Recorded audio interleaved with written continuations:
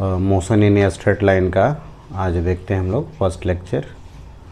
इसमें सबसे पहले डिस्टेंस और डिस्प्लेसमेंट के बारे में समझ लें। इसमें motion in a straight line में पढ़ने से पहले आपको पढ़ लेना होगा डिफरेंशिएशन इंटीग्रेशन। डिफरेंशिएशन का एप्लीकेशन, इंटीग्रेशन का एप्लीकेशन, है ना। अगर आप अभी तक डिफरेंशिएशन और इंटीग्रेशन नहीं देखे हैं आप वीडियो, तो उसका लेक्चर बनाया हुआ है। डिफरेंशिएशन और उसका एप्लीकेशन और इंटीग्रेशन और उसका एप्लीकेशन आप चाहें तो वहाँ से देख सकते हैं, है ना। क्योंकि motion in a straight line में पूरा मैथमेटिक्स यूज होगा, है ना। तो डिफरेंशिएशन इंटीग्रेशन आप देख लेंगे, है ना। आगे हम लोग ग्राफ देखेंगे, तो ग्राफ हम लोग नेक्स्ट लेक्चर से देखेंगे, है ना। आज जो है सिंपल हम डिस्टेंस और डिस्प्लेसमेंट के बारे में बात करेंगे। एवरेज स्पीड, एवरेज वेलोसिटी की बात करेंगे, है ना। इसमें इंटीग्रेशन और डिफरेंशिएशन नहीं आएंगे, ग्राफ भी नहीं अभी लेंगे, है ना। तो अभी आपको एक क्लास आज जो होगा वह सिर्फ डिस्टेंस और डिस्प्लेसमेंट पर होगा, एवरेज स्पीड, एवरेज वेलोसिटी पर होगा, है ना। आप चाहे तो नेक्स्ट क्लास देखने से पहले आप डिफरेंशिएशन और इंटीग्रेशन का वीडियो आप देख सकते हैं और वहाँ से कॉन्सेप्ट बना सकते हैं डिफरेंशिएशन और इंटीग्रेशन का। चलिए तो स्टार्ट करें हम लोग। Motion in a straight line या लेक्चर फर्स्ट में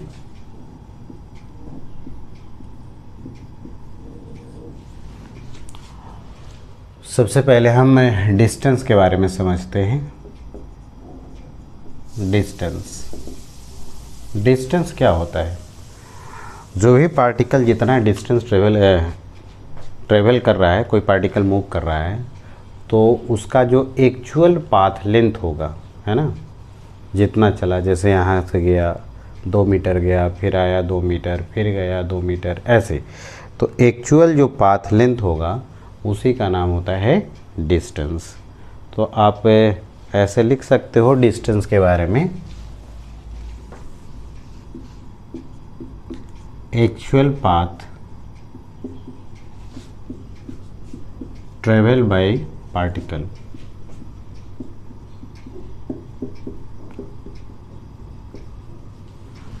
is known as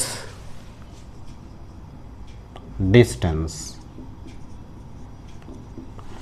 actual path travel by particle is known as distance, है ना। अब डिस्टेंस के बारे में कुछ पॉइंट्स याद रखना है। डिस्टेंस जो होता है वह कभी भी नेगेटिव नहीं होगा और कभी भी डिक्रीज नहीं करता है। तो कुछ बात डिस्टेंस के बारे में हमें याद रखना है।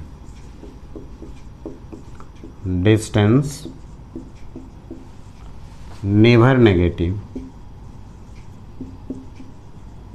And never decreases.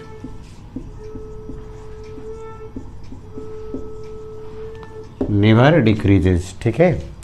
डिस्टेंस कभी भी नेगेटिव नहीं होता है और कभी भी डिक्रीज नहीं करता है। डिस्टेंस 0 हो सकता है लेकिन नेगेटिव कभी भी नहीं होगा, ना डिक्रीज करेगा, है ना। जैसे देखो, इसको एग्जांपल में ऐसे समझा दे रहे हैं। जैसे आपको ग्राफ ऐसे देगा, इधर डिस्टेंस दे दिया और इधर टाइम दे दिया, और ग्राफ कुछ ऐसे दे देता है, कहेगा कि ये ग्राफ पॉसिबल होगा क्या, नहीं होगा। तो ये ग्राफ पॉसिबल नहीं होंगे। क्यों नहीं होंगे? क्योंकि डिस्टेंस टाइम के साथ डिक्रीज कर रहा है, तो ये ग्राफ पॉसिबल नहीं होगा। जैसे मान लो नेक्स्ट एग्जांपल हम लोग देख लेते हैं। इस साइड में डिस्टेंस और इस साइड में टाइम, इस तरह से दे दिया। यहाँ से देखो दो बातें हो रही हैं। एक तो बात डिस्टेंस इंक्रीज कर रहा है, यहाँ तक तो ठीक था, लेकिन इधर डिस्टेंस डिक्रीज करने लगा और डिस्टेंस कभी डिक्रीज नहीं करता है। और साथ ही साथ देख रहे हो यहाँ पर यह नेगेटिव में भी चला गया है डिस्टेंस, इसलिए भी ये ग्राफ पॉसिबल नहीं होगा। तो डिस्टेंस कभी भी डिक्रीज नहीं करेगा और कभी भी नेगेटिव नहीं होता है, इस बात को याद रखेंगे, ठीक है। चलिए आगे पॉइंट देखते हैं हम लोग।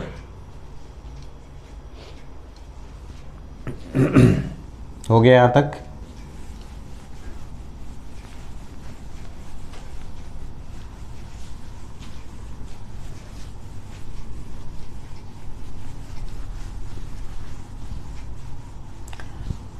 डिस्टेंस ऐसे आप जानते हो स्केलर क्वांटिटी है, तो स्केलर क्वांटिटी लिख सकते हो नेक्स्ट पॉइंट में, distance is a scalar quantity, distance is a scalar quantity. ठीक है, इतनी बात डिस्टेंस के बारे में याद रखना है और क्या। अब हम लोग डिस्प्लेसमेंट देख लेते हैं, तो देखते हैं डिस्प्लेसमेंट।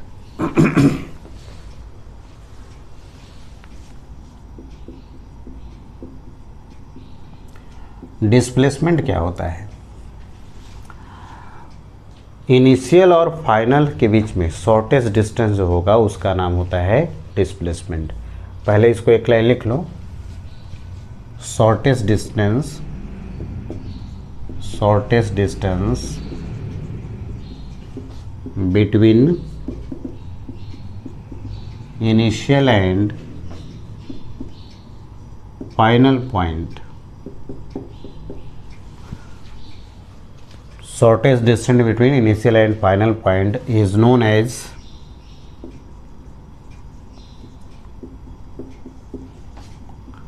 displacement। ठीक है, एग्जाम्पल में देखो यहाँ पर जैसे मान लो यहाँ पर इनिशियल पॉइंट है और यहाँ पर फाइनल पॉइंट है, यहाँ इनिशियल है, यहाँ से फाइनल है, जाने का कई पाथ है, 1 2 और ये 3, फर्स्ट सेकेंड थर्ड। अब ये इसमें बताओ कि सारे तो एक्चुअल ट्रेवल किया गया डिस्टेंस ही है, पाथ ही है।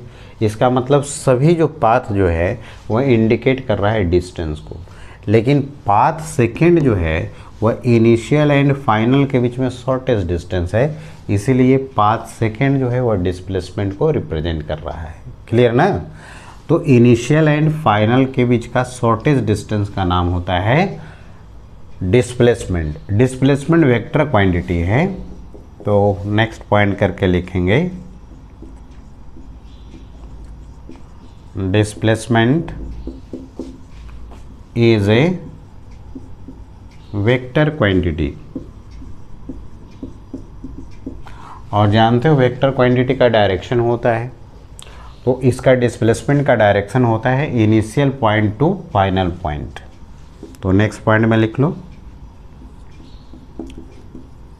डायरेक्शन ऑफ डिस्प्लेसमेंट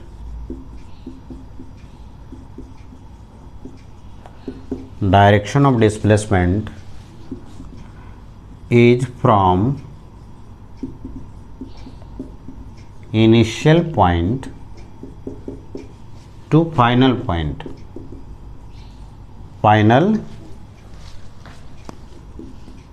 पॉइंट, ठीक है, इनिशियल से फाइनल की तरफ होता है।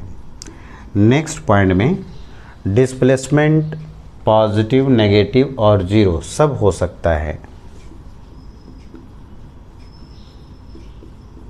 डिस्प्लेसमेंट में बी पॉजिटिव, नेगेटिव एंड जीरो। ठीक है, एक बात ये देख लो, कोई पूछ देगा आपसे कि डिस्प्लेसमेंट का मॉड जो होगा वह डिस्टेंस होगा ही क्या?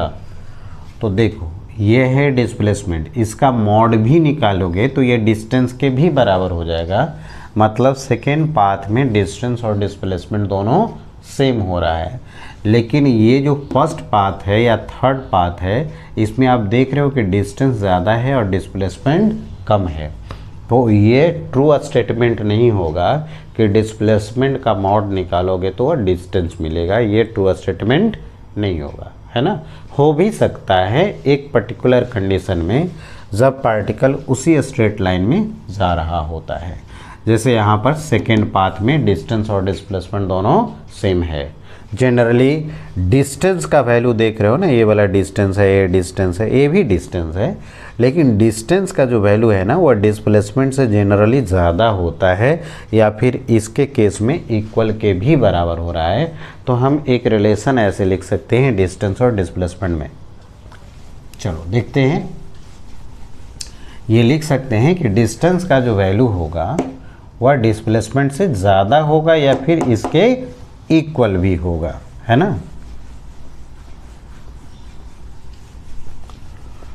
तो नेक्स्ट पॉइंट में देख लेते हैं हम लोग।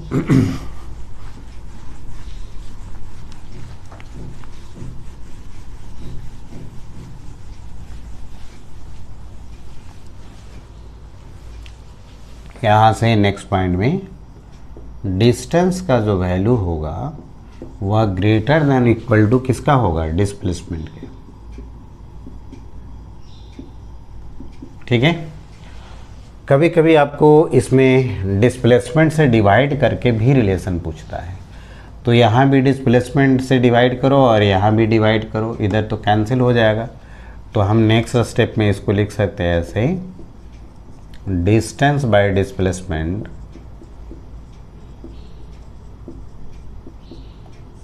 ग्रेटर देन इक्वल टू कितना हो जाएगा, 1, यही ना। चलिए, तो डिस्टेंस और डिस्प्लेसमेंट के बीच में इतना याद रखना है। और डिस्प्लेसमेंट वेक्टर क्वांटिटी है, इसे अलजेब्रिकली ऐड मत करना। लेकिन डिस्टेंस जो है वह स्केलर क्वांटिटी है, इसीलिए अलजेब्रिकली ऐड हो जाएगा। जैसे 2 + 4 + 6 ऐसे करके आप अलजेब्रिकली ऐड कर सकते हैं। डिस्प्लेसमेंट को अलजेब्रिकली ऐड नहीं किया जाएगा, ये वेक्टर क्वांटिटी है और इसे ऐड करने के लिए एक खास रूल दिया गया है जिसे ट्रायंगल लॉ के नाम से जानते हैं। ठीक है, जो हम लोग बाद में देखेंगे। क्लियर है? चलिए, तो आगे बढ़े। आगे एक टर्म समझ लो, स्पीड और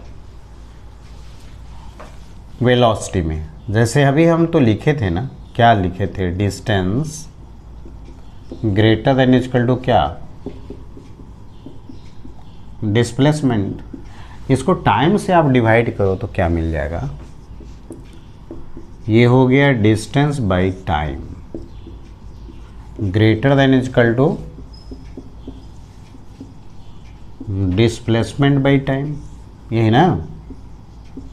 डिस्टेंस बाय टाइम करोगे तो डिस्टेंस बाय टाइम का नाम होता है स्पीड, और डिस्प्लेसमेंट बाय टाइम कहेंगे तो इसको कहेंगे वेलोसिटी।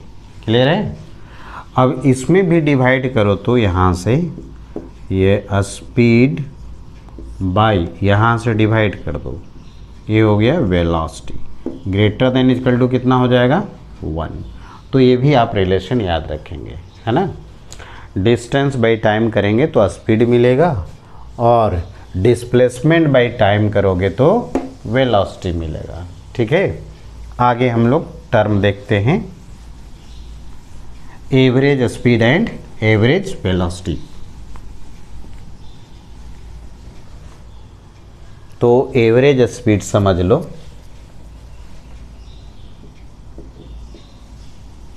एवरेज स्पीड, ये एवरेज स्पीड को हम सिर्फ ऐसे इंडिकेट कर सकते हैं, यह एरो का साइन है, ये ब्रैकेट, ये एरो जो ऐसे है ना दोनों साइड से, यह एवरेज को इंडिकेट करता है।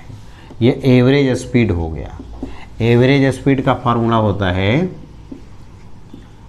टोटल डिस्टेंस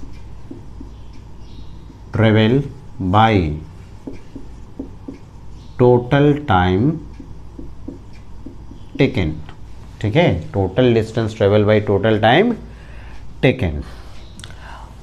इसको और हम लोग डिटेल से बात करेंगे आज इस पर। Distance, displacement, average velocity, average speed पर कुछ क्वेश्चन देख रहे हैं, है ना। आपको बता दिए हैं कि जब तक डिफरेंशिएशन बेहतर ढंग से, इंटीग्रेशन आप नहीं कर लेते हैं, है ना, तो अब आप जो है वह स्ट्रेट लाइन में बहुत ज़्यादा अच्छा क्वेश्चन नहीं बना सकते हैं। ठीक है, फिर भी विदाउट इंटीग्रेशन और डिफरेंशिएशन का आज जो बन सकता है उसके बारे में हम बताएंगे। तो नेक्स्ट है, देखो, एवरेज वेलोसिटी। एवरेज वेलोसिटी ऐसे इंडिकेट कर दिए, यह होता है डिस्प्लेसमेंट बाय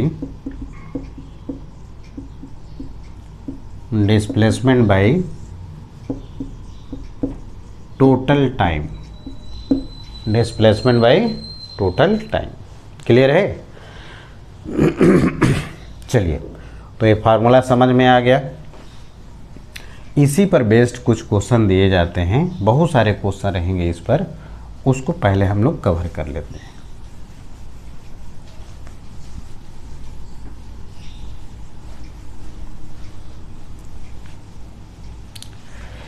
एक फार्मूला और आप याद करते चलो कि अगर स्पीड कांस्टेंट होगा,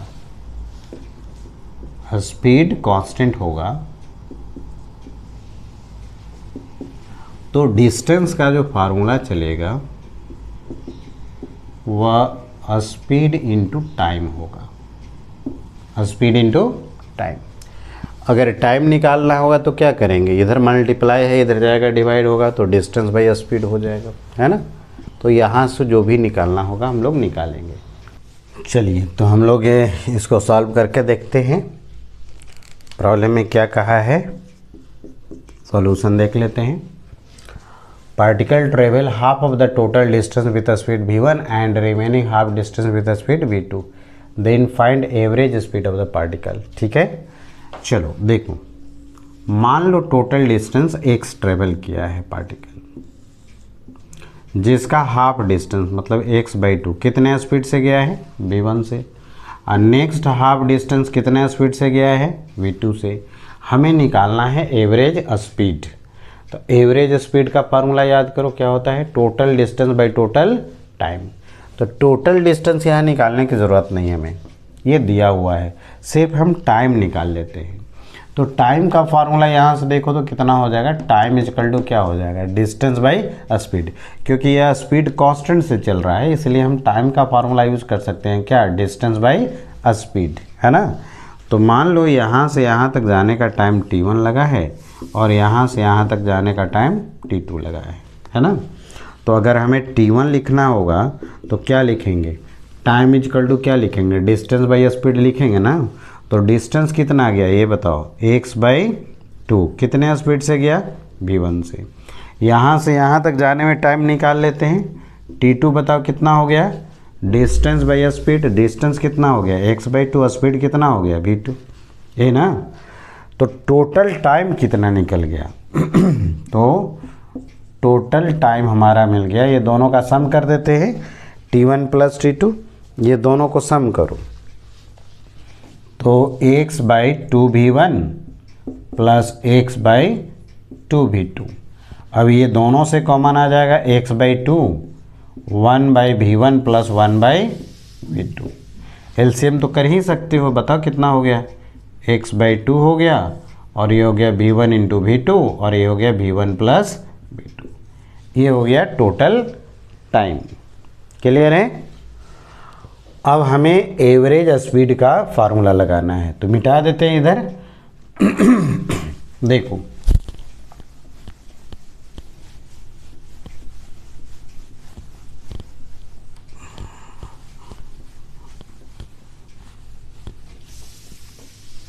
एवरेज स्पीड का फार्मूला क्या होता है, total distance by total time, है ना। तो एवरेज स्पीड इधर ऐसे लिख देते हैं, ये टोटल डिस्टेंस कितना था, x, और टोटल टाइम निकाल लिया यहाँ से, x/2 v1 प्लस v2 और ये हो गया v1 इंटू v2। तो एवरेज स्पीड जो हो जाएगा ये चला जाएगा ऊपर, कितना, 2v1 v2 बाई x हो गया और ये v1 प्लस v2 हो गया, कैंसिल हो गया। तो एवरेज स्पीड कितना हो गया, 2v1 v2 by v1 plus v2। आई बात समझ में? चलिए, एक तो प्रॉब्लम देख लिए, लिख लो, इसको नोट करो जल्दी से। हो गया? चलिए, तो आगे बढ़े, हम आगे बढ़ते हैं नेक्स्ट क्वेश्चन में। मिटा दे इसको।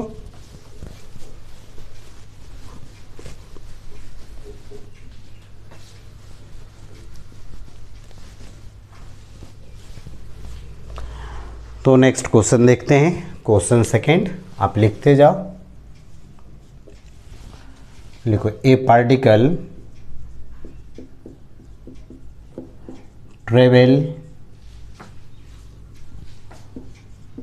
with a speed v1 for half of the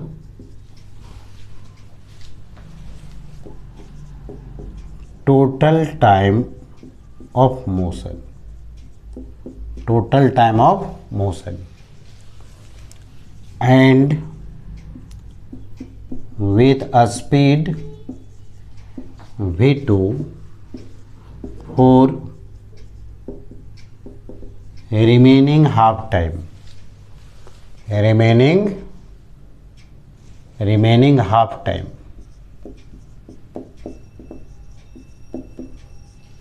Then find average speed, then find average speed. समझो यहाँ से इस बार टोटल टाइम ऑफ मोशन दे दिया है। मान लो यहाँ से यहाँ तक जाने का टाइम लग रहा है t, तो इसका हाफ टाइम कितना होगा t/2। ये जा रहा है v1 से और रिमेनिंग हाफ टाइम तक जा रहा है v2 से। ठीक है, अब आपको निकालना है एवरेज स्पीड। तो एवरेज स्पीड का फार्मूला बताओ क्या होता है, total distance by total time. तो यहाँ टोटल टाइम निकालने की ज़रूरत नहीं, वो आपको मालूम है, सिर्फ निकालना है क्या, टोटल डिस्टेंस। अच्छा, डिस्टेंस का फार्मूला क्या कैसे यूज करोगे, तो यहाँ तो स्पीड कांस्टेंट है। स्पीड अगर कांस्टेंट रहता है तो डिस्टेंस का फार्मूला क्या होता है, स्पीड इनटू टाइम। तो यहाँ से यहाँ तक का डिस्टेंस x1 बोल दो और यहाँ से यहाँ तक का डिस्टेंस x2 बोल देते हैं, है ना। तो ये बताओ x1 कितना होगा।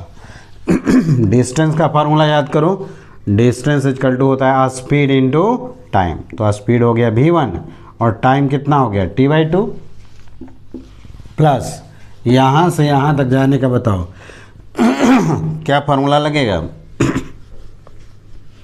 डिस्टेंस इक्वल टू क्या होगा, स्पीड इनटू टाइम। स्पीड हो गया v2 और टाइम कितना हो गया t/2। चलो तो यहाँ पर हम ऐड कर लेते हैं, v1 प्लस v2 हो गया और ये t/2 हो गया, ये ना। चलिए तो ये तो हो गया, दोनों टोटल डिस्टेंस हम निकाल लिए ना। यहाँ से यहाँ तक भी लिख दिए स्पीड इनटू टाइम और यहाँ से यहाँ तक भी लिख दिए स्पीड इनटू टाइम। तो टोटल डिस्टेंस हमारा हो गया v1 प्लस v2 t/2, है ना।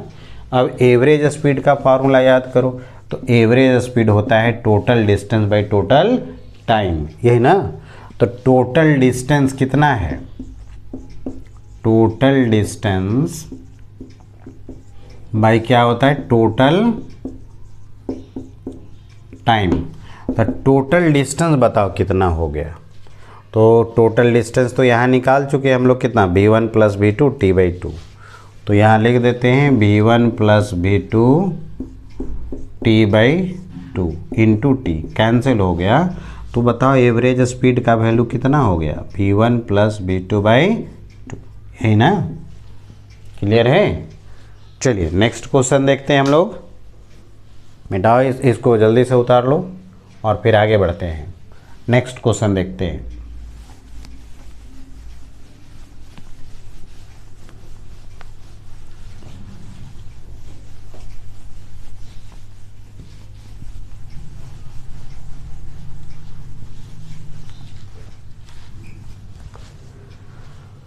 नेक्स्ट क्वेश्चन देखो, लिखते चलो। ए particle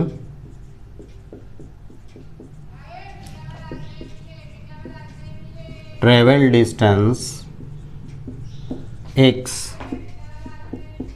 with a speed v1, then turn perpendicularly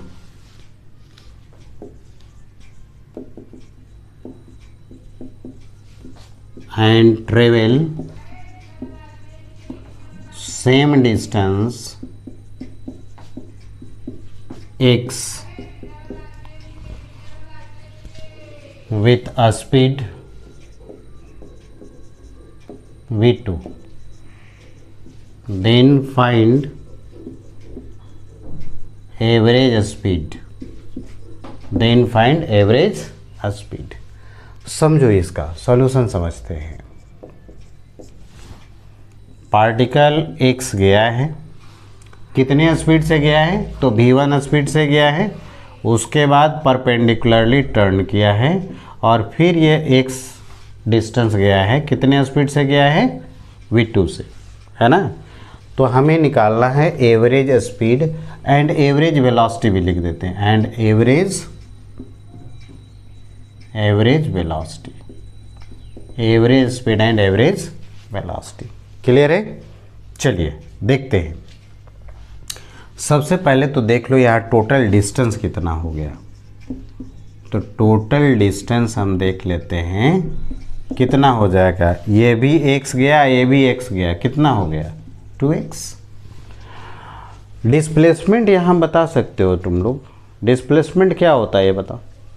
initial and final का शॉर्टेस्ट डिस्टेंस, यही हो जाएगा डिस्प्लेसमेंट इसका। ये x है, ये x है, तो ये कितना हो जाएगा, √2x होगा ना, पाइथागोरस थ्योरम लगा दो। तो डिस्प्लेसमेंट यहाँ पर हमारा हो गया वह √2x हो गया। डिस्प्लेसमेंट जो हो गया वह √2x, यही ना। अब टोटल टाइम निकाल लो तो यहाँ से यहाँ तक जाने का टाइम और यहाँ से यहाँ तक जाने का टाइम, यही तो टोटल टाइम होगा ना। तो टोटल टाइम निकाल लेते हैं। टोटल टाइम, टाइम का फॉर्मूला आपको बता चुके हैं। टाइम इक्वल टू क्या, डिस्टेंस बाई स्पीड, है ना, डिस्टेंस बाई स्पीड। तो यहाँ से यहाँ तक जाने का टाइम बताओ। डिस्टेंस हो गया x, स्पीड कितना हो गया v1, तो टाइम हो गया x बाई v1। चलो यहाँ से यहाँ तक जाने का टाइम बताओ। डिस्टेंस हो गया x, स्पीड हो गया v2, तो x बाई v2 हो गया, यही ना। तो x तो आप बाहर कॉमन निकाल लो, फिर क्या बच गया, 1 by v1 plus 1 by v2, यही ना। क्लियर है। चलो इसको एलसीएम भी करो ना, यहाँ से कितना हो जाएगा, v1 इंटू v2, और यहाँ पर करेंगे क्या हो जाएगा, v1 प्लस v2। क्लियर है। चलिए नाउ एवरेज स्पीड लिखते हैं पहले। एवरेज स्पीड, एवरेज स्पीड को ऐसे सिंबल देते हैं। क्या होता है फार्मूला ये बताओ, total distance by total time. तो टोटल डिस्टेंस हम लोग कितना निकाल चुके हैं, 2x, और टोटल टाइम भी तो लिख चुके हो ना यहाँ पर, x v1 plus v2, v1 into v2, ये कहाँ चला जाएगा, ऊपर ना, तो ये कैंसिल हो गया। बताओ कितना हो गया, 2v1 v2 by v1 plus v2 हो गया। चलिए डिस्प्लेसमेंट तो निकाल ही चुके हो, तो एवरेज वेलोसिटी बता दो। तो इस साइड में लिख देते हैं एवरेज वेलोसिटी। एवरेज वेलोसिटी होता है, क्या फार्मूला होता है बताओ, डिस्प्लेसमेंट बाई टोटल टाइम। तो डिस्प्लेसमेंट बाई टोटल टाइम कर लो, डिस्प्लेसमेंट बाई टोटल टाइम। तो ये बताओ कि डिस्प्लेसमेंट कितना हो गया, √2x, और टोटल टाइम कितना हो जाएगा। तो ये देखो यहाँ पर निकाल चुके हो, रखो टोटल टाइम, x हो गया v1 प्लस v2, और डिनोमिनेटर वाला चला जाएगा ऊपर, v1 इंटू v2, ये कैंसिल हो गया। तो बताओ एवरेज वेलोसिटी का फार्मूला कितना मिला, √2v1 v2 by v1 plus v2। Clear है, आ रही बात समझ में। चलिए आगे बढ़े नेक्स्ट क्वेश्चन के तरफ। इसमें बहुत सारा वेरिएशन आपको देगा क्वेश्चन में, है ना। तो सारे वेरिएशन हम यहाँ पर कर देते हैं।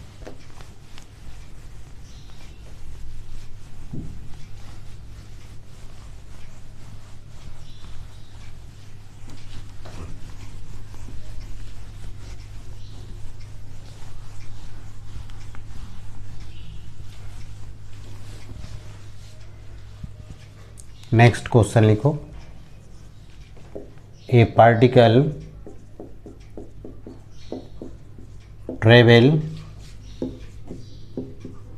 half of total distance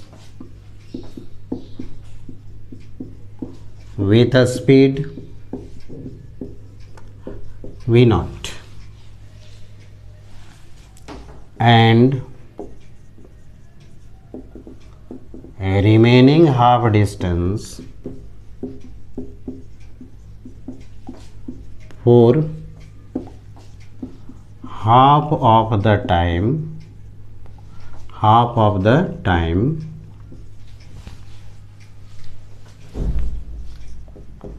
with a speed v1 and for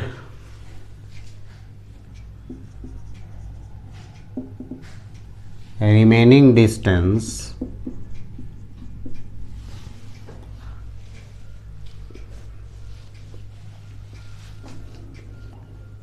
हाँ देखो, तो फिर से देख लो, a particle travel half of the total distance with speed v not and remaining half distance for half of the time with speed v1 and for remaining half time लिख लो, remaining half time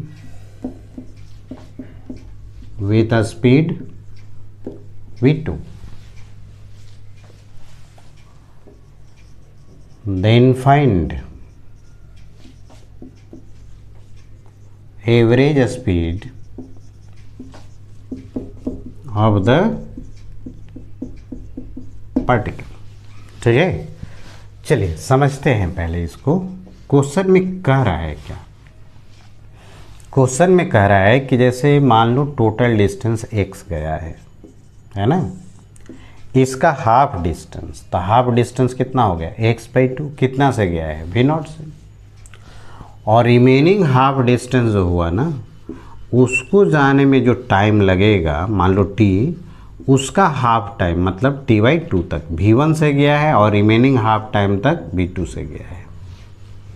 तो बताना है कि average speed का value कितना होगा, है ना। तो एवरेज स्पीड का फार्मूला क्या होता है? Total distance by total time. तो टोटल डिस्टेंस तो यहाँ मान चुके हो कितना x, सिर्फ क्या निकाल लेना होगा? Total time. तो यहाँ से यहाँ तक t मान लिए हैं, यहाँ से यहाँ तक t1 बोल दो, है ना।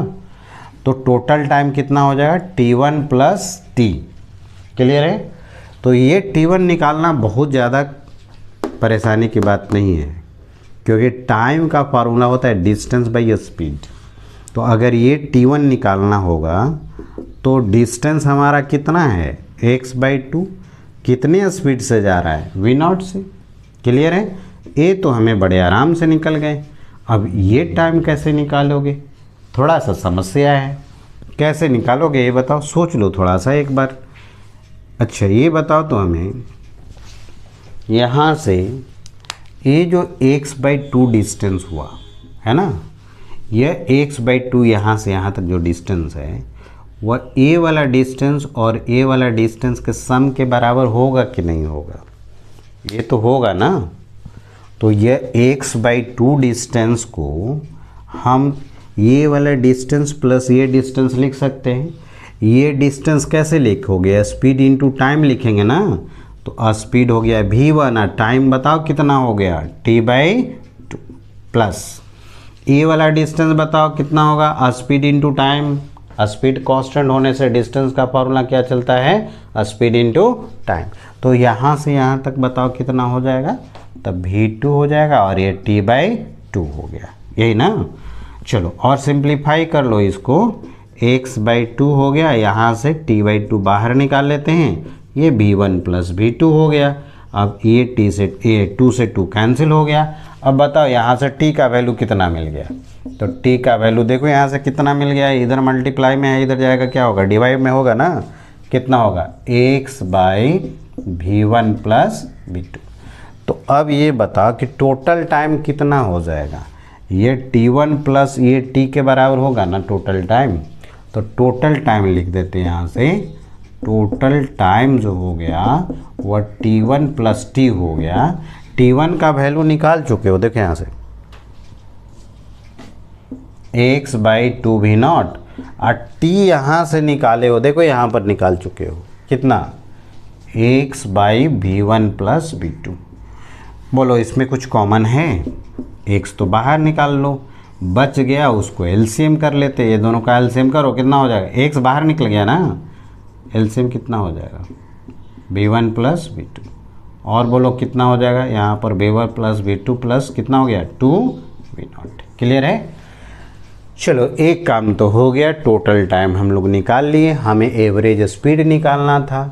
अच्छा एवरेज स्पीड निकालना होगा तो क्या करोगे, total distance by total time. तो टोटल डिस्टेंस तो x है और टोटल टाइम निकाल चुके हैं, बस डिवाइड करो और हमें निकल जाएगा एवरेज स्पीड। तो देखते हैं इधर एवरेज स्पीड निकाल करके, और क्या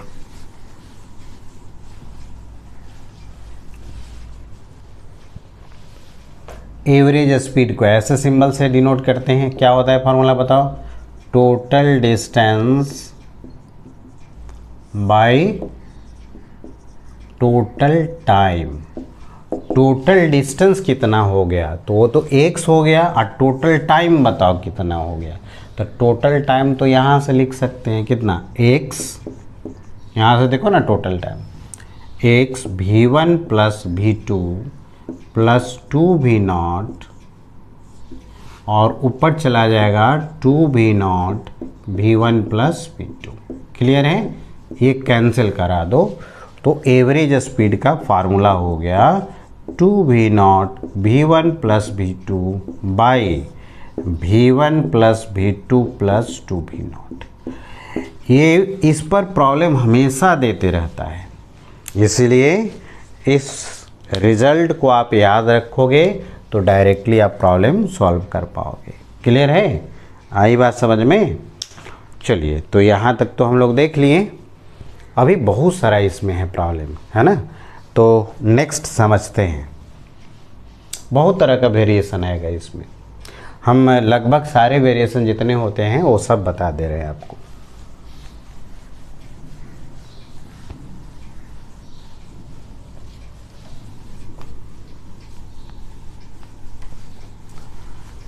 चलो नेक्स्ट प्रॉब्लम बताने से पहले एक आपको बता रहे हैं मैथमेटिक्स, है ना। अरिथमेटिक प्रोग्रेशन के नाम से आप जानते होंगे, अरिथमेटिक प्रोग्रेशन एपी, है ना।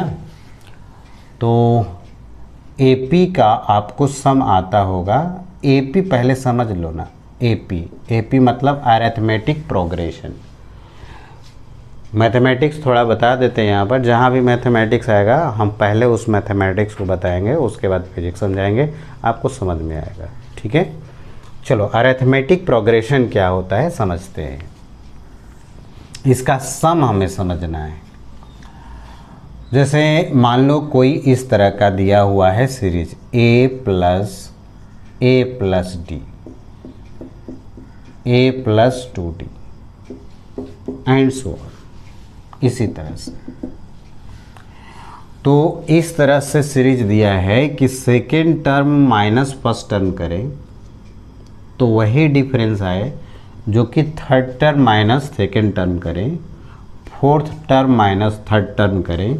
तो अगर डिफरेंस सेम आ जा रहा है तो समझ लेंगे कि ये जो सीरीज दिया हुआ है वह अरिथमेटिक प्रोग्रेशन है। कौन सा सीरीज है, अरिथमेटिक प्रोग्रेशन है, एपी है। क्लियर है। अच्छा इसका देखो तो फर्स्ट टर्म a है, सेकेंड टर्म कितना लिख दिए a प्लस डी, है ना। थर्ड टर्म कैसे लिख रहे हो, a प्लस 2d, मतलब जितना टर्म है ना उसमें से यहाँ पर माइनस कर रहे हैं 1। जैसे थर्ड टर्म है तो 3 माइनस 1 इंटू डी। अगर इसका nth टर्म लिखना होगा तो कैसे लिखोगे ये बताओ, a प्लस n टर्म है तो n माइनस 1 लिखेंगे, ऐसे ही ना। तो इसका अगर सम का फार्मूला करना होगा, हाँ कंसेक्यूटिव जो डिफरेंस करोगे ना उससे जो डिफरेंस आएगा उसका नाम होता है कॉमन डिफरेंस। यहाँ फर्स्ट टर्म कितना हो गया a, फर्स्ट टर्म है a, कॉमन डिफरेंस कितना हो गया d। कैसे निकालेंगे common difference, second term minus first term, third term minus second term. Consecutive term के माइनस करने से डिफरेंस अगर सेम आ रहा है तो समझ में आ जाना चाहिए कि ये जो सीरीज दिया हुआ है वह अरिथमेटिक प्रोग्रेशन का है।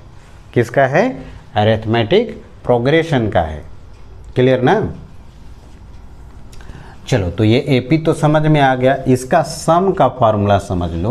अगर एन टर्म होगा तो सम का फार्मूला होता है n/2 2a plus n minus 1 into d. D is the common difference. ये सम का फार्मूला हो गया। अच्छा, सम, ये सम है। और nth टर्म का फार्मूला तो याद ही रखना, वो भी कभी कभी यूज होगा। तो nth टर्म कितना हो गया, a plus n minus 1 into D. यह nth टर्म ऑफ AP हो गया, nth टर्म ऑफ AP हो गए। क्लियर है, nth टर्म।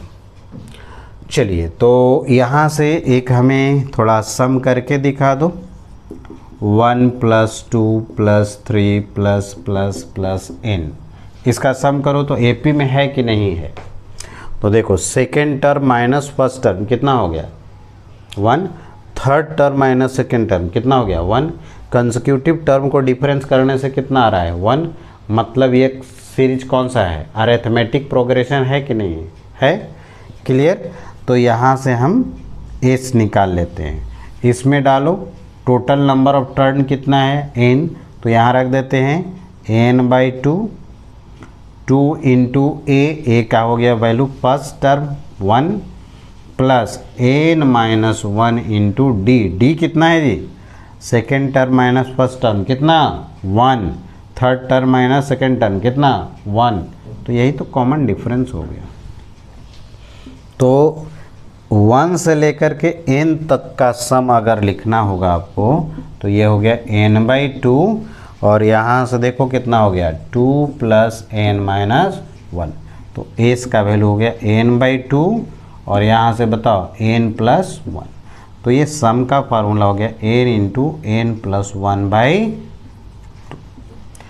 तो अगर 1 से लेकर के n तक का टर्म का सम करना होगा तो वो फार्मूला आप डायरेक्टली यूज़ करना।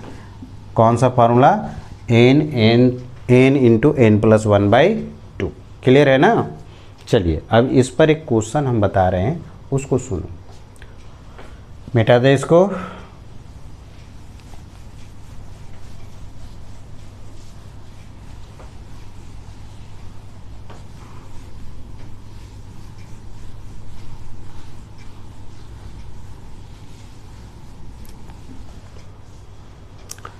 चलिए लिखते हैं, क्वेश्चन लिखते हैं।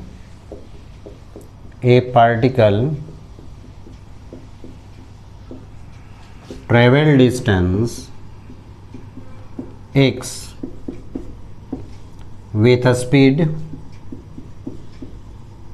v, next 2x distance with a speed 2v, 3x distance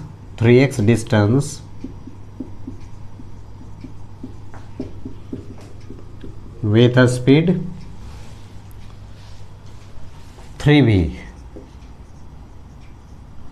and so on. Then find average speed during time t is equal to nx/v, है ना। इतने टाइम में आपको बताना है एवरेज स्पीड। तो समझ लो इसको।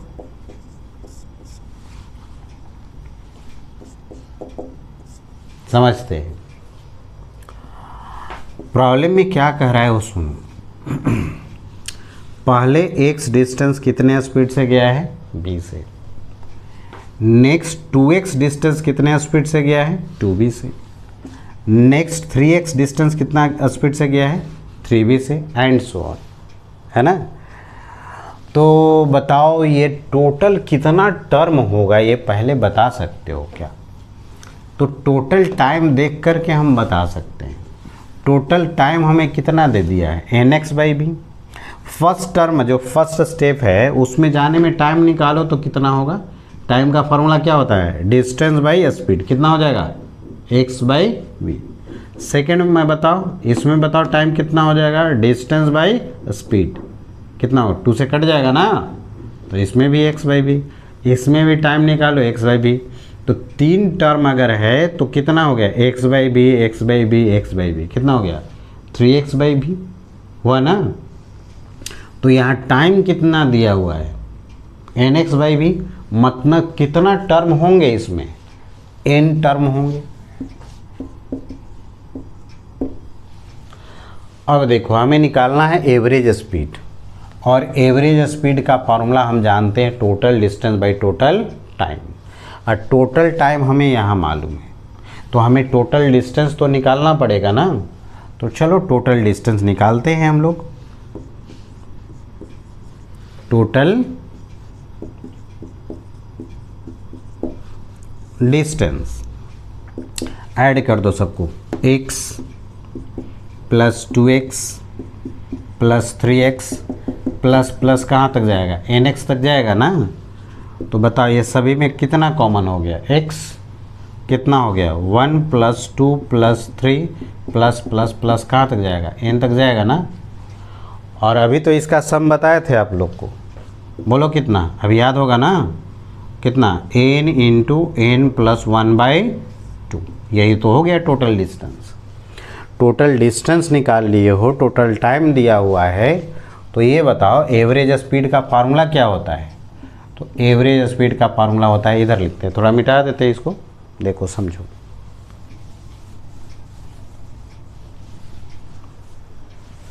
एवरेज स्पीड निकालना है हमें, तो एवरेज स्पीड हमारा क्या हो जाएगा, total distance by total time. तो टोटल डिस्टेंस निकाल चुके हैं, देखो यहाँ से लिखो nx n प्लस 1/2, ये हो गया टोटल डिस्टेंस, और टोटल टाइम यहाँ से लिख दो nx बाई भी चला जाएगा ऊपर। बताओ कितना हो गया ये बताओ, nx n प्लस 1 हो गया v/2, और ये nx हो गया, कैंसिल हो गया।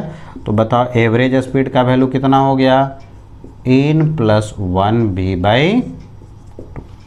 क्लियर है, आई बात समझ में। चलो तो यहाँ तक तो आपको क्लियर हो गया होगा। एक क्वेश्चन इसमें और बता देते हैं। तो बिना डिफरेंशिएशन और इंटीग्रेशन के हेल्प से, बिना ग्राफ के हेल्प से, इस पर बेस्ड क्वेश्चन जो होगा एवरेज स्पीड एवरेज वेलोसिटी पर, वो आपको प्रैक्टिस हो जाएगा। क्लियर है। एक क्वेश्चन और बता देते हैं।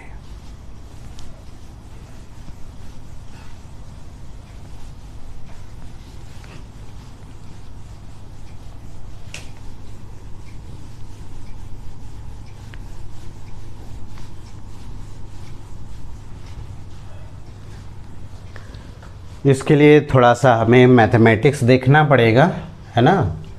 तो मैथमेटिक्स भी हम लिखते जाते हैं। Sine properties and cosine properties of triangle.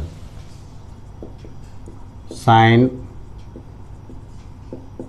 Properties of triangle पहले देख लो, साइन प्रॉपर्टी ऑफ ट्रायंगल देख लेते हैं। जैसे मान लो ये ट्रायंगल हो गया, ए बी सी हो गया। ए के सामने का साइड स्मॉल ए, बी के सामने का साइड स्मॉल बी, सी के सामने का साइड स्मॉल सी, है ना। तो साइन प्रॉपर्टी ऑफ ट्रायंगल कैसे लिखेंगे, अगर ये साइड लिखना है ए, तो इसके सामने का जो एंगल मिलेगा उसका साइन लिखना पड़ेगा। अगर ये साइड लेना है बी, तो इसके सामने का एंगल का साइन लेना पड़ेगा। ये अगर साइड सी है, तो इसके सामने का एंगल का साइन लेना पड़ेगा। तो इसे कहते हैं साइन प्रॉपर्टीज ऑफ ट्रायंगल। ठीक है। अब देखते हैं second, cosine properties of triangle. Cosine properties of triangle. ये कोसाइन प्रॉपर्टीज ऑफ ट्रायंगल क्या होता है ये समझते हैं। जैसे मान लो यहाँ पर एक ट्रायंगल दे दिए, ये ए साइड हो गया, ये बी हो गया और ये हो गया सी। अब हम कॉस ए लगाना चाहते हैं, कॉस ए लगाना चाहते हैं, है ना। तो समझो इसको कैसे लिखना है, कॉस ए लगाना है। हाँ, साइन प्रॉपर्टी और कोसाइन प्रॉपर्टीज एक बात और बता दें, ये सभी तरह के ट्रायंगल के लिए वैलिड है, चाहे राइट एंगल ट्रायंगल हो या फिर किसी भी तरह का ट्रायंगल हो, आप सभी में लगा सकते हो। ठीक है, तो कॉस ए अगर लगाना है तो कैसे याद रखेंगे इसको, कॉस ए का फॉर्मूला, तो एडजेसेंट साइड को स्क्वायर करके ऐड कर देना है, हो गया, और इसके सामने के जो साइड है ना उसे स्क्वायर करके माइनस कर देना है, फिर 2 इंटू एडजेसेंट साइड का प्रोडक्ट कर देना है। ठीक है, इसी तरह से हमें कॉस भी बताओ तो कितना हो जाएगा, कॉस भी बताओ, कॉस भी इसका, तो एडजेसेंट साइड को स्क्वायर करके ऐड करना है, इस एंगल के सामने के साइड को स्क्वायर करके माइनस करना है, बाई 2 इंटू एडजेसेंट साइड करना है। क्लियर है? चलिए, कॉस सी अगर कहेंगे तो कॉस सी कैसे लिखोगे ये बताओ, एडजेसेंट साइड को स्क्वायर करके ऐड कर देना है, इसके सामने के साइड को स्क्वायर करके माइनस कर देना है, बाई 2 इंटू एडजेसेंट साइड। तो साइन प्रॉपर्टी ऑफ ट्रायंगल और कोसाइन प्रॉपर्टी ऑफ ट्रायंगल आपको समझ में आ गया होगा, है ना, इसको याद रखना है। ठीक है, और इस पर बेस्ड एक क्वेश्चन हम आपको करके दिखा रहे हैं, समझो।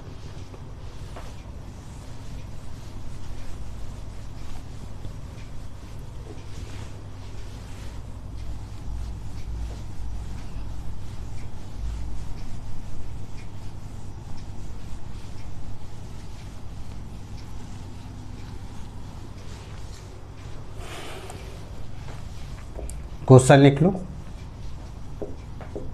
a particle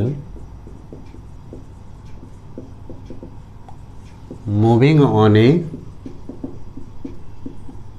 circular path of radius r, a particle moving on circular path of radius r, find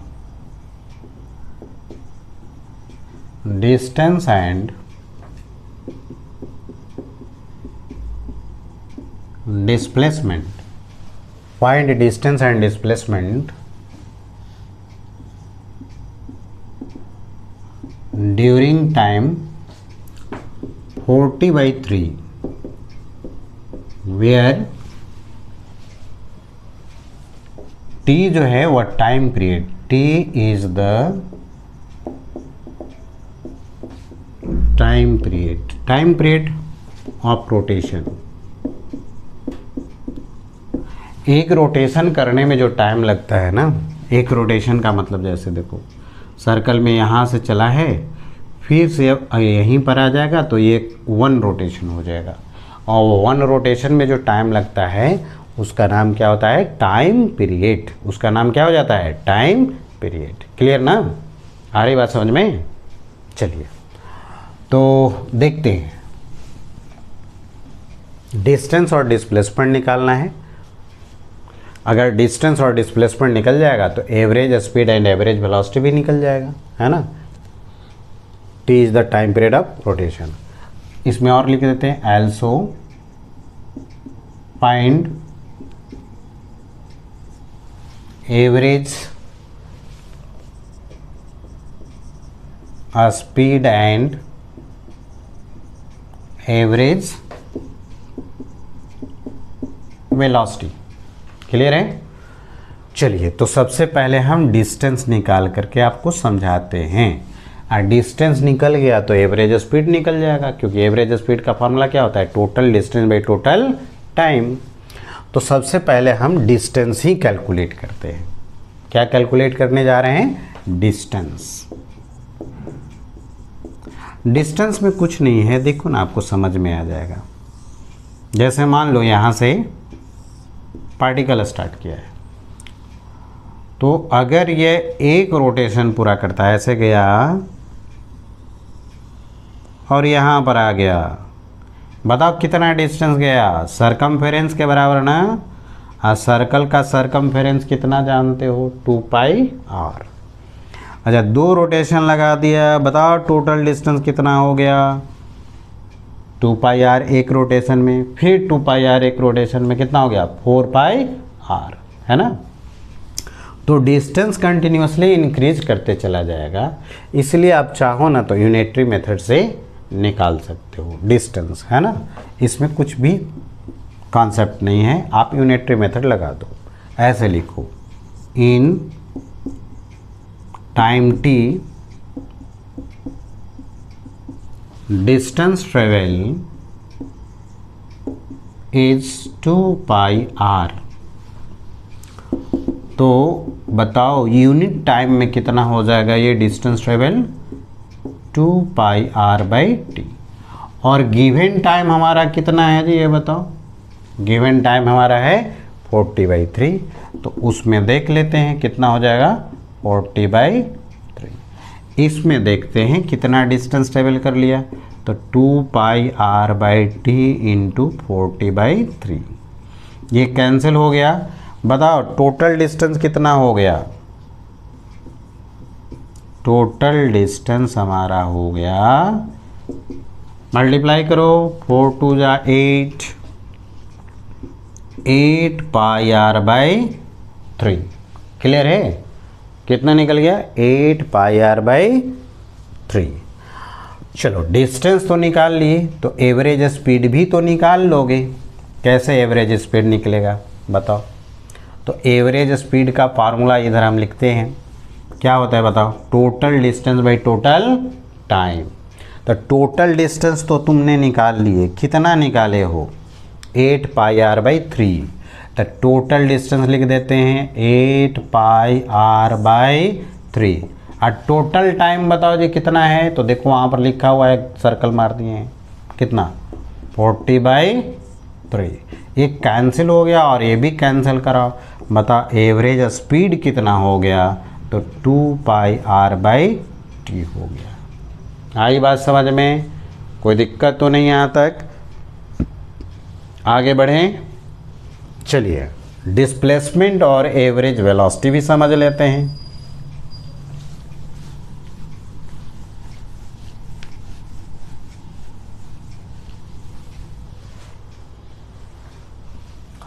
चलो डिस्प्लेसमेंट का कैलकुलेशन समझते हैं। डिस्प्लेसमेंट समझो, यहां से डिस्प्लेसमेंट थोड़ा समझ लो सर्कल में। जैसे मान लो यहां से चला कोई पार्टिकल, है ना, और अगर यह एक रोटेशन पूरा कर लेता है, तो इनिशियल और फाइनल के बीच में शॉर्टेज डिस्टेंस कितना हो जाएगा, 0। मतलब डिस्प्लेसमेंट क्या हो जाएगा, 0। मतलब एक रोटेशन में डिस्प्लेसमेंट कितना हो गया, 0। 1 रोटेशन में जो टाइम लगता है उसका नाम क्या होता है, टाइम पीरियड। मतलब 1 टाइम पीरियड में डिस्प्लेसमेंट कितना हो जा रहा है, 0 हो जा रहा है। तो अब देखो गिवन टाइम हमारा कितना है, गिवन टाइम हमारा है 40/3। तब इस टाइम को आप चाहो तो ऐसे लिख सकते हैं, t + t/3। एलसीएम लो ना, देखो यही आ गया ना। तो हम समझ रहे हैं कि एक रोटेशन में डिस्प्लेसमेंट कितना हो गया, 0। तो इस टाइम में तो हमें डिस्प्लेसमेंट मिलेगा ही नहीं, तो रिक्वायर्ड टाइम फॉर डिस्प्लेसमेंट हमारा कौन हो जाएगा, यही होगा ना। तो लिख लो रिक्वायर्ड टाइम फॉर डिस्प्लेसमेंट, तो ये हो जाएगा t/3। इतने ही टाइम में डिस्प्लेसमेंट मिलेगा, पूरा टोटल इतना टाइम दिया है, लेकिन t टाइम में तो डिस्प्लेसमेंट हुआ ही नहीं, सिर्फ कितना में मिलेगा, t/3 में। अब t/3 टाइम में पार्टिकल कहाँ पर जाएगा ये निकालना पड़ेगा, है ना। तो तुम्हें एंगल देखना पड़ेगा, है ना, angle travel during time t/3, angle travel by particle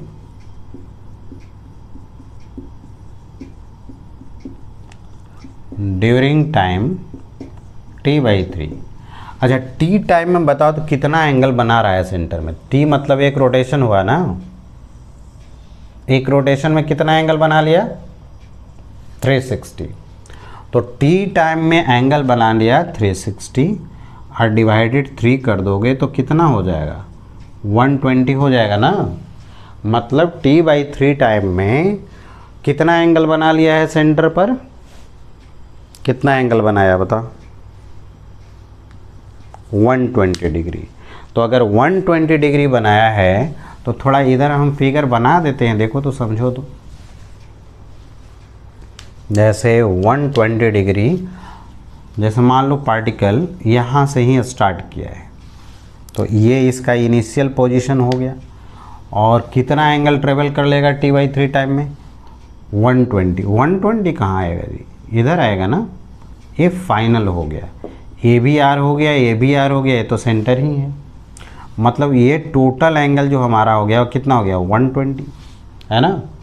तो ये बताओ इनिशियल और फाइनल का शॉर्टेस्ट डिस्टेंस तो यही हो जाएगा ना, मतलब यही हो जाएगा डिस्प्लेसमेंट। ये निकालोगे कैसे, ये तो निकाल सकते हो आप, कई तरीके हैं आपके पास निकालने के लिए। एक तो मैथमेटिक्स में आपको साइन फार्मूला भी बताएं, उसको यूज कर सकते हो, है ना, उससे जल्दी भी निकल जाएगा। तो कोसाइन फार्मूला इस एंगल का निकाल लो, एस का वैल्यू निकल जाएगा, और एस का वैल्यू निकला तो डिस्प्लेसमेंट निकल गया, और डिस्प्लेसमेंट अगर निकल गया तो आगे हम लोग एवरेज वेलोसिटी भी निकाल लेंगे। तो देखते हैं,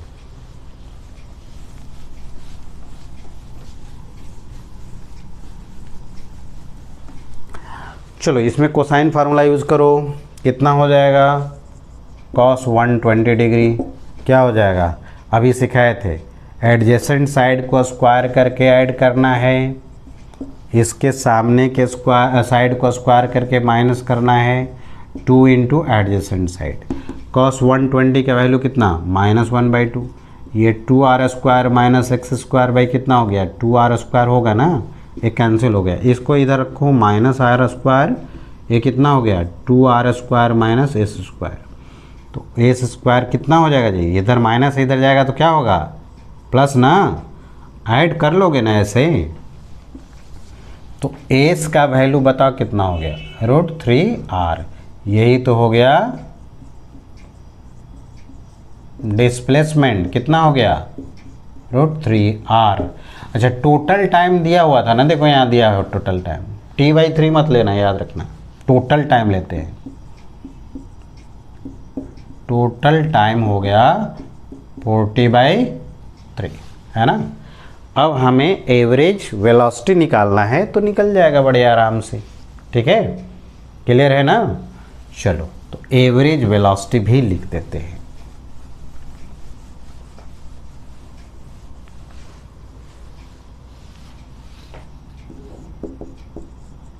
एवरेज वेलोसिटी, एवरेज वेलोसिटी होता है डिस्प्लेसमेंट बाय टोटल टाइम। तो डिस्प्लेसमेंट कितना निकाले हो, √3r, और टोटल टाइम कितना है 40/3, क्लियर है ना। इतना हो गया, अगर यूनिट अगर एसआई में रखोगे तो मीटर पर सेकंड हो जाएगा, क्लियर है।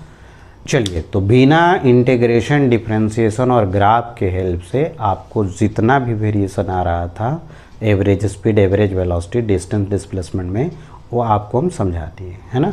नेक्स्ट क्लास में इस पर प्रॉब्लम प्रैक्टिस कर देंगे, इसी पर पैटर्न पर बेस्ड, उसको आपको नेक्स्ट क्लास में हम समझा देंगे, है ना। चलिए आज इतना ही, थैंक यू।